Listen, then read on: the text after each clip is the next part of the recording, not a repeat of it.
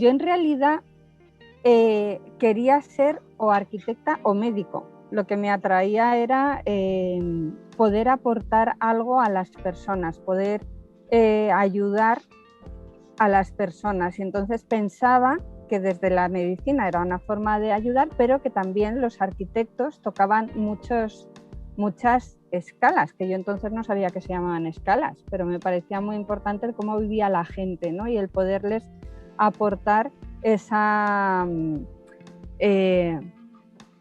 pues ese bienestar, ¿no? De alguna forma, a través de la arquitectura, de las casas o de las ciudades. Y entonces cayó en mi mano, yo quería ser médico, hasta que cayó en mi mano un libro que es El manantial, y a partir de ahí me empezó a interesar la arquitectura, pero de hecho no tuve las cosas claras hasta que terminé COU. Yo me pasé todo COU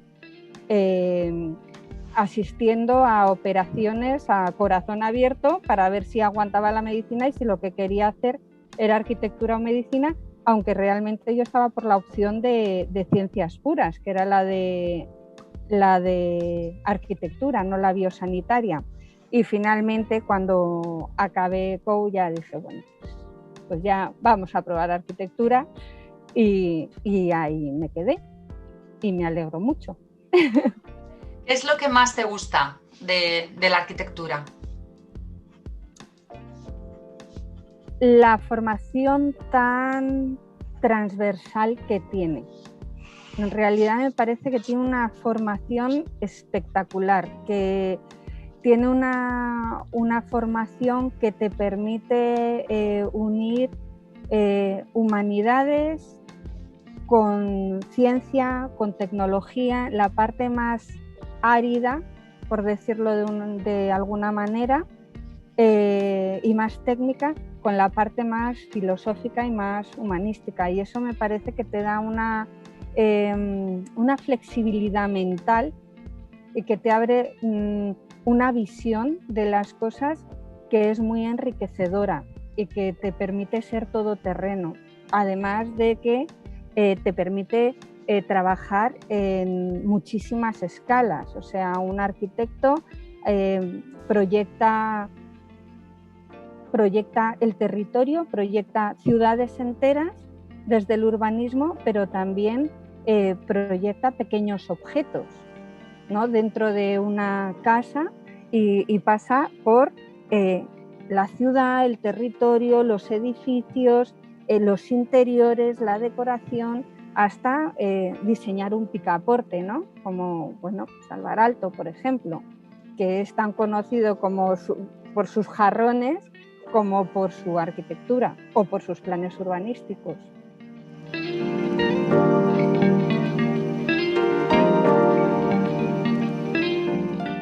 Pues yo creo que empecé un poco como empezamos todos los de mi generación, ¿no? Tú acababas y mientras hacías el proyecto de fin de carrera, que era eterno para un alto porcentaje de nosotros, pues empecé a trabajar en diferentes estudios. Sobre todo, todos mis primeros pasos estaban muy ligados a la obra, a meterme en obra y al tema de la rehabilitación. Fue en aquella época cuando empezaron a hacerse las ITES, cuando todos los edificios había que revisarlos, y a mí me atraía mucho toda la arquitectura antigua de Madrid, las corralas, toda la arquitectura que está hecha con entramado de madera, ¿no? Y fue el momento en el que ahí es donde había trabajo, y entonces fui trabajando en diferentes pequeños estudios o con arquitectos que lo que se dedicaban era hacer este tipo de obras de rehabilitación, que a mí me gustaba mucho. A partir de ahí, como siempre me ha gustado también mucho el escalar entre las diferentes, el abordar cosas muy grandes, pero abordar cosas de mucho detalle. Y además siempre me ha gustado mucho dibujar y todo lo gráfico. Entonces siempre por influencia, yo supongo, de mi tío Andrés, estaba muy ligada al diseño, ¿no? Y a todo el tema gráfico. Entonces siempre aparte de de mis pinitos en la arquitectura y con las obras, siempre me dedicaba a hacer mis cositas, ¿no? de diseño y tal. Y a partir de ahí, ya cuando acabé, empecé a trabajar en empresas grandes. Di el salto y empecé a trabajar primero en empresas un poquito más grandes, españolas, haciendo pues proyectos ya de obra nueva, sobre todo ligados a bibliotecas, proyectos, equipamientos, colegios, este tipo de obra, además de interiorismo. Y de ahí di otro salto y empecé a trabajar con empresas internacionales, pero que tenían su sede en España, y a crecer también en el tipo de proyectos que hacía, ¿no? Y ese fue un punto de inflexión bastante importante, porque pasé de hacer colegios aquí al lado, en San Chinarro, a hacer torres en Teherán o rascacielos o proyectos del calibre de aeropuertos, ¿no? Entonces ese salto cualitativo y cuantitativo fue muy importante, porque además salí de obra y empecé a proyectar mucho. Ahí es donde empezó a valer más mi parte creativa y mi vinculación a esa parte más visual y más de ideación, que la parte más técnica que había llevado hasta el momento.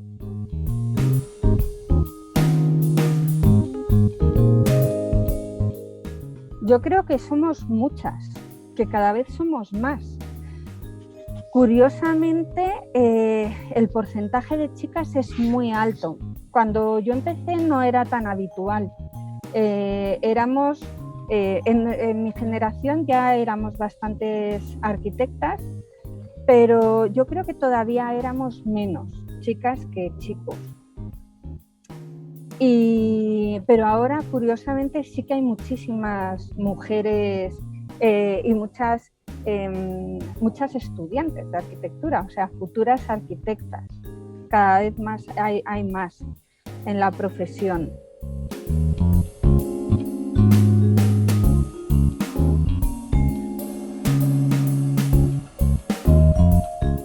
Yo la verdad es que no he... A ver, sí que es verdad que es un mundo bastante masculino, y eso se ve en las obras, sobre todo, ¿no?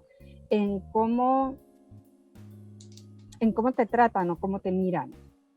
Pero yo creo que nunca he notado que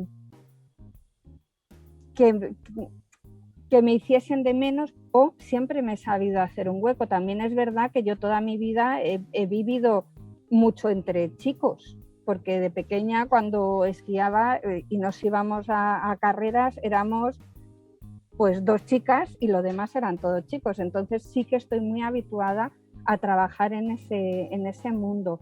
Y sí que es verdad que también, sobre todo en obra, bueno, tienes que como centrar tu papel desde el principio, ¿no? Y no amedrantarte y decir, bueno, pues esta soy yo y ahora te toca a ti hacer lo que diga yo, ¿no? Pero creo que ahí hay un punto muy importante, que es el conectar, el empatizar. O sea, no esta soy yo y tienes que hacer lo que yo te diga, sino intentar conectar con las personas.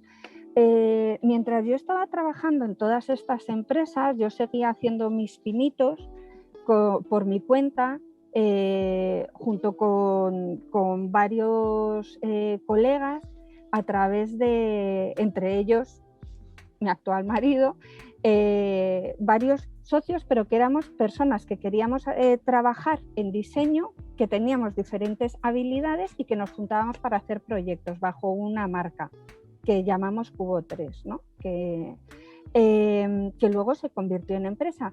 Pero a lo que voy con esto, Yo a la vez que estaba en las empresas siempre estaba trabajando por mi cuenta haciendo pequeña obra, haciendo stands, haciendo escenografías para eventos, haciendo campañas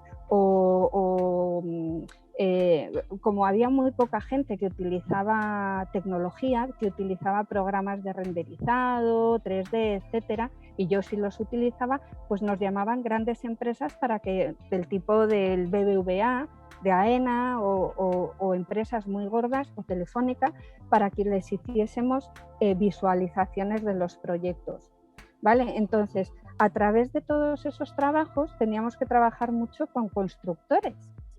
Y era muy curioso porque ese tipo de construcción de obra efímera sí que es un sector donde no hay mujeres apenas.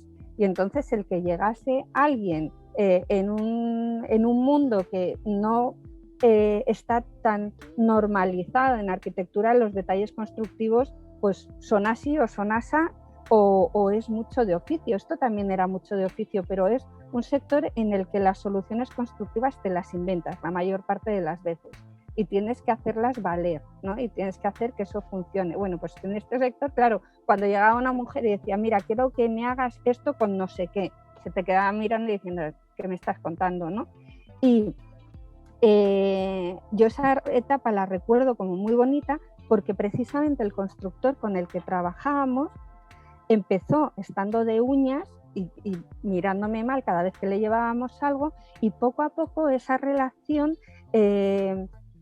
fue de alguna manera suavizándose y acabamos teniendo una relación profesional preciosa, porque cuando le llegaban otros proyectos me llamaba a mí para ver cómo se podían hacer.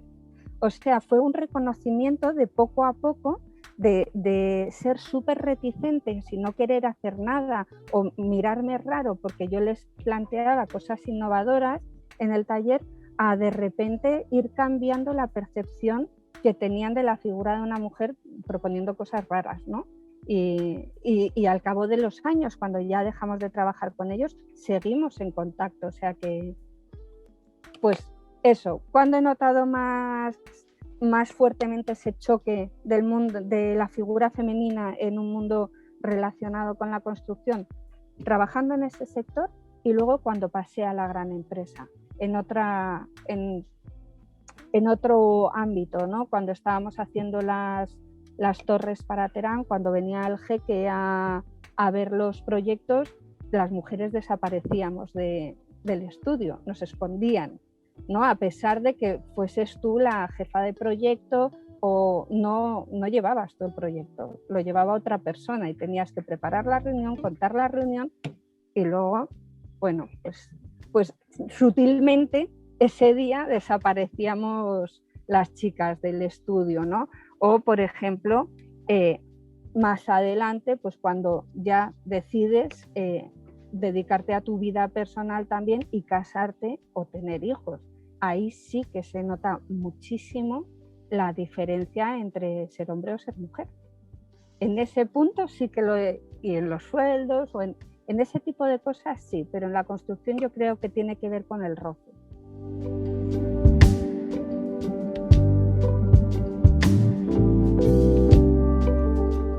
Pues en realidad es un poco lo que te acababa de comentar. Yo cuando estuve en estas empresas, me casé, tuve a mi hijo, me despidieron. Cuando fui a presentar al niño, me despidieron y entonces dije, ¡buah!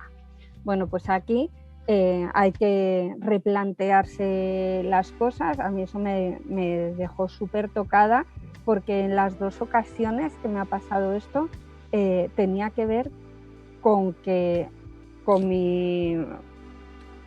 o por lo menos eso parecía que tenía que ver con que era mujer, ¿no? Con mi situación, no sé si con que era mujer, pero con mi situación, ¿no? De que me iba a poder dedicar menos, o por lo menos esa era la percepción que tenía yo y que parecía. Cuando yo estaba trabajando en una empresa de construcción de stands feriales, pero a la vez surgió la oportunidad de entrar de asociada a dar clase en la Universidad Rey Juan Carlos, en comunicación, porque en toda esa vida paralela que te he ido contando antes, pues yo me dedicaba pues, a hacer diseño gráfico, a hacer diseño editorial, un montón de cosas. Entonces tenía formación y tenía experiencia en ese mundo de la comunicación. Y entonces surgió la oportunidad, porque hubo una baja, de entrar, de hacer como una sustitución en la universidad. Me gustó, estuve un par de años de asociada y a partir de ahí pues ya metí un piececito, ¿no?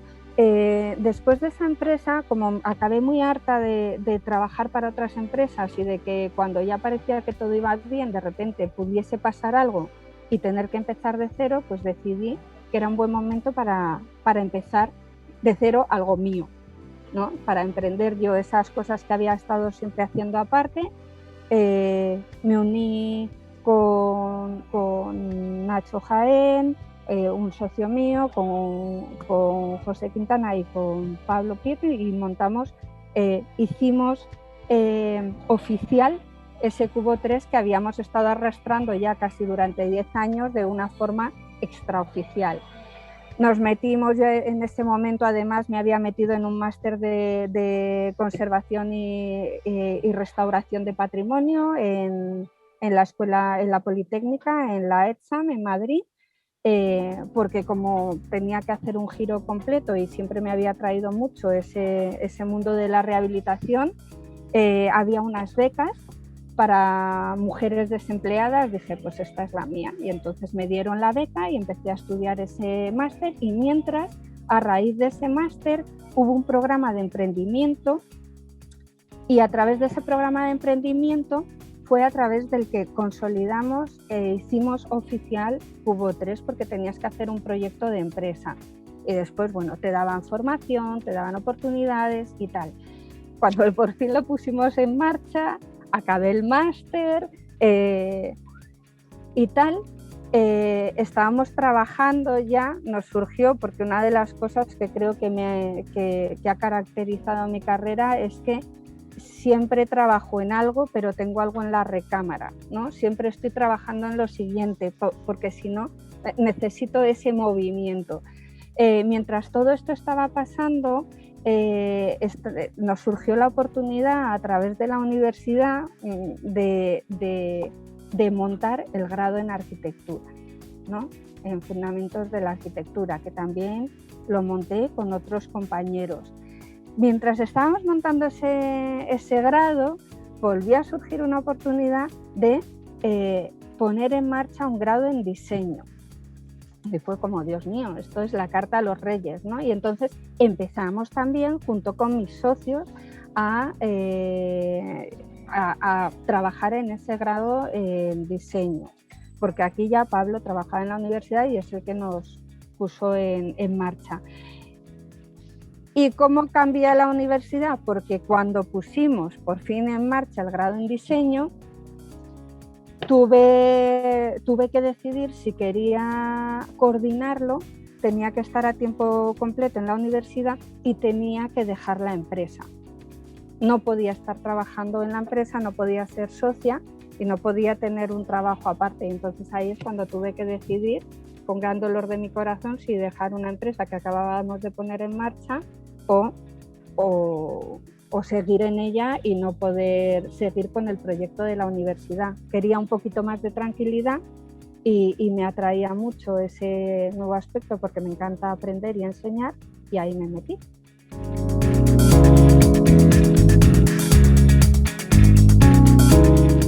Pues la parte más difícil fue dejar el mundo profesional, sin ninguna duda.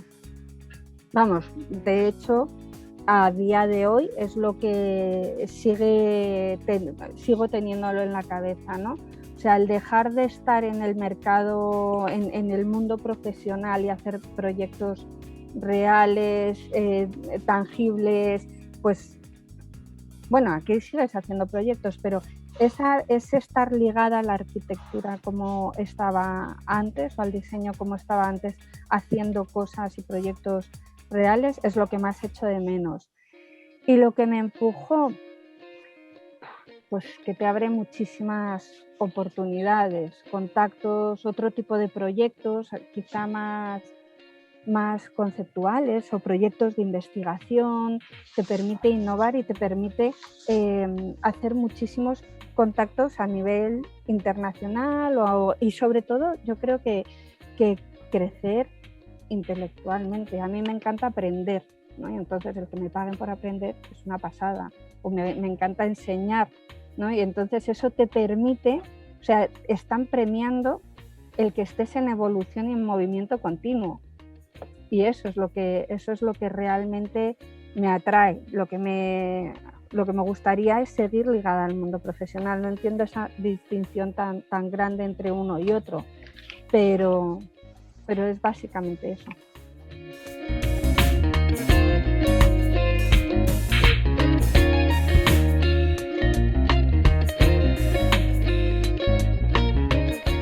A ver, pues esta vinculación a la tecnología, bueno, la tengo desde siempre. Pues primero con esas herramientas de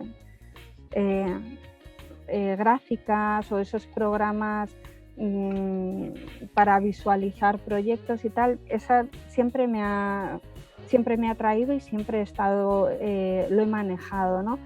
Pero fue un poco, cuando estaba acabando el máster de restauración, tuvimos un profesor que nos mostró un proyecto en realidad aumentada y nos habló de la tecnología para contar proyectos, pero dentro de un máster de restauración. Cuando acabamos el máster teníamos que hacer un trabajo y después nos daban la oportunidad de poder seguir en un programa de doctorado y teníamos que plantear un tema. Y yo ahí ya me quedé rumiando y en ese momento fue cuando empecé a investigar un poco en el tema de realidad virtual y realidad aumentada para contar el patrimonio, ¿no? Porque cómo se podían contar las diferentes fases, etcétera, porque siempre cuando se contaba el patrimonio siempre se quedaban con una época y las demás desaparecían, ¿no? Y vi en estas herramientas tecnológicas pues una oportunidad para poder contar el patrimonio de otra forma diferente, mucho más atractiva y mucho más eficiente. Cuando entré en la universidad, llegó un momento que ya tenía que empezar a hacer también vida investigadora y tuve la grandísima suerte de entrar en un grupo de investigación relacionado con los reales sitios, cuando ya a mí me dijeron, precisamente por esa inquietud que tenía yo por la tecnología.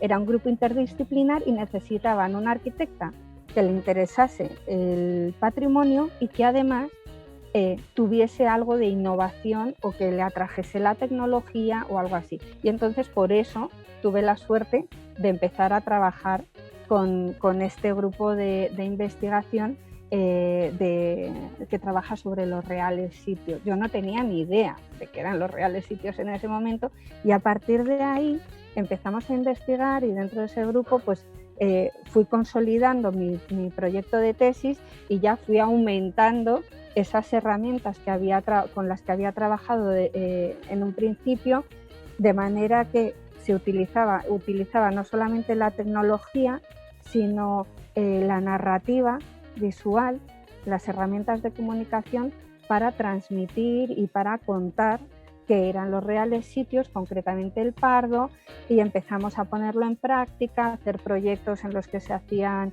pues recorridos aumentados por diferentes sitios. Hemos hecho por Aranjuez por el Pardo, en el que hemos utilizado realidad aumentada, realidad virtual también, o otras herramientas pues, tipo GIS, o bueno, pues todo lo que se nos ocurre y lo que podemos lo ponemos al servicio de transmitir y de difundir el patrimonio, y de ahí es de donde viene.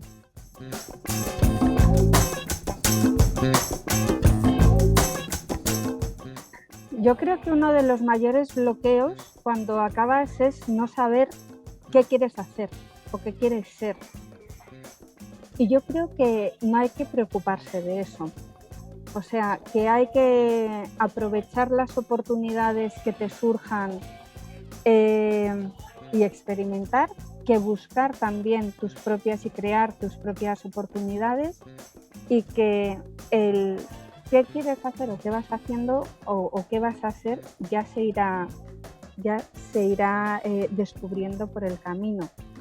De hecho, yo durante muchos años tuve un bloqueo muy, muy grande porque decía, madre mía, no sé qué quiero ser, si quiero ser arquitecto, si quiero ser diseñadora. Es que además me gusta el patrimonio, pero da lo mismo.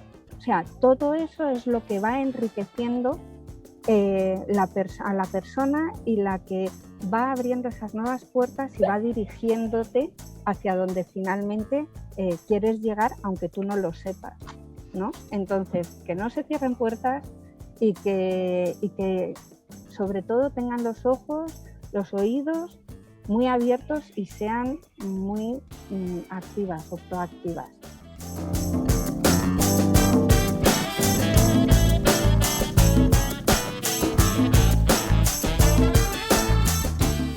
Pues yo creo que soy una persona inquieta. O sea, yo creo que eso es lo que me define, ¿no? Soy una persona que me gustan los retos. Y me gustan los retos, casi te diría que independientemente del ámbito del que provenga. Entonces, creo que mi característica principal es esa, que me gustan muchas cosas y que trato de poner en relación todas esas cosas y aprender de todo.